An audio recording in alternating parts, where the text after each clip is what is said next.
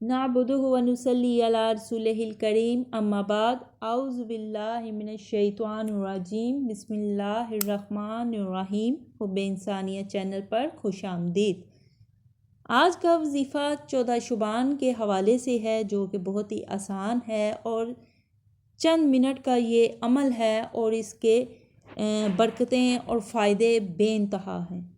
تو سب سے پہلے آپ نے 14 شعبان کی تاریخ کو روزہ رکھنا ہے اور افطاری کے وقت سے چند منٹ پہلے تک وضو کی حالت میں 40 مرتبہ اس آیت کو آپ نے پڑھنا ہے۔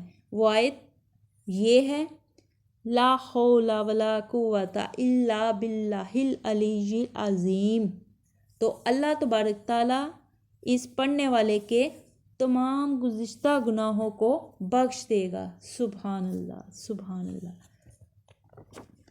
حضرت عائشہ صدیقہ رضی اللہ تعالیٰ عنہ سے مروی ہے کہ حضور نبی کریم صلی اللہ علیہ وآلہ وسلم روزہ رکھتے، یہاں تک کہ ہم کہتے حضور علیہ السلام بغیر روزے کے نہیں رہیں گے، اور پھر آپ صلی اللہ علیہ وسلم روزہ رکھنا چھوڑ دیتے، یہاں تک کہ ہم کہتے آپ کبھی بھی روزے نہیں رکھیں گے۔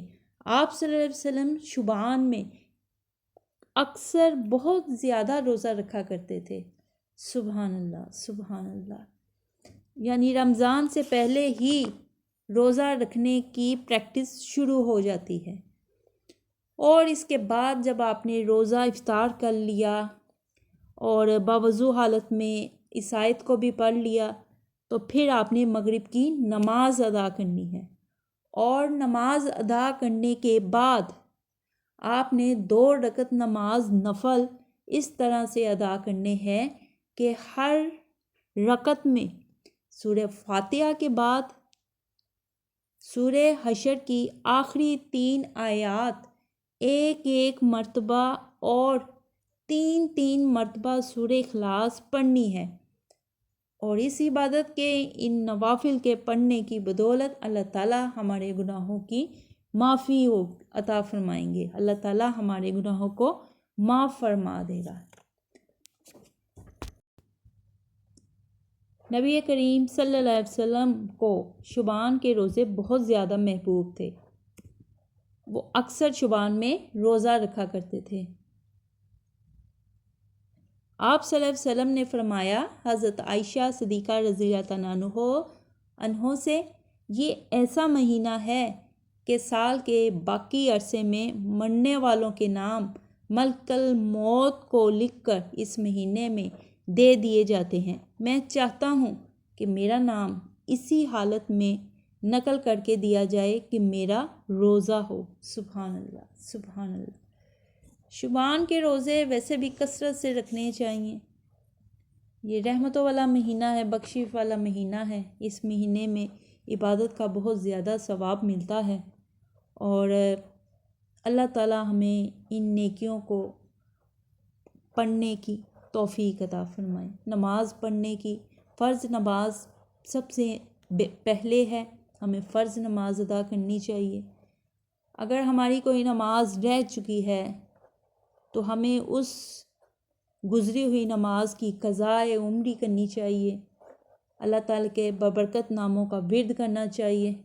اللہ تعالیٰ ہمیں جہنم کے عذاب سے محفوظ رکھے اور جنت فردوس میں اعلیٰ جگہ عطا فرمائے۔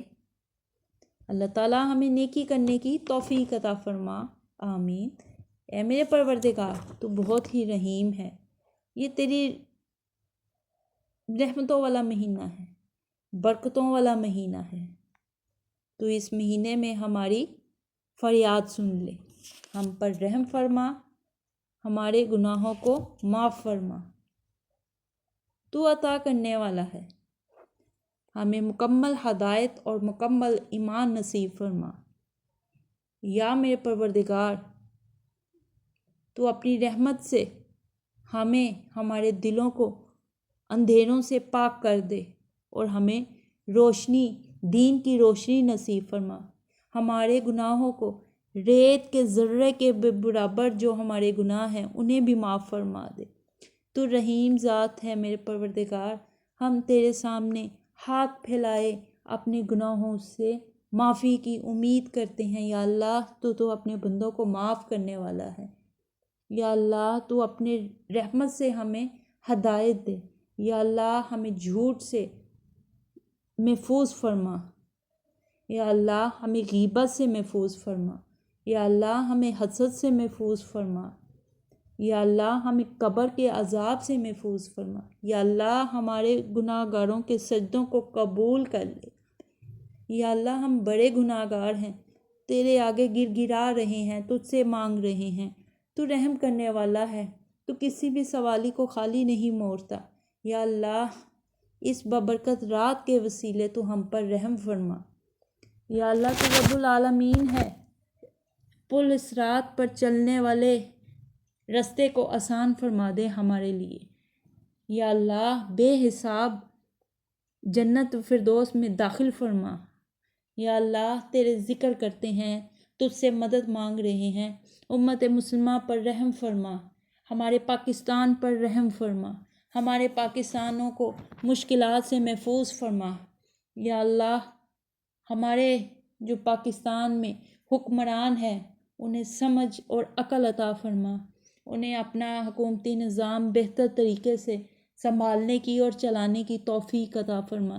یا اللہ یہ ہاتھ مانگنے والے ہیں، ہم تجھ سے مانگ رہے ہیں، تو عطا کرنے والا ہے، رحم کرنے والا ہے، ہمیں دنیا اور آخرت کی زندگی کے لیے آسانیاں پیدا فرما، ہماری زندگیوں کو آسان کر دے، ہماری آل اولادوں کو بخش دے۔ یا اللہ تو رحم کرنے والا ہے۔ وآخر دعوانا ان الحمد للہ۔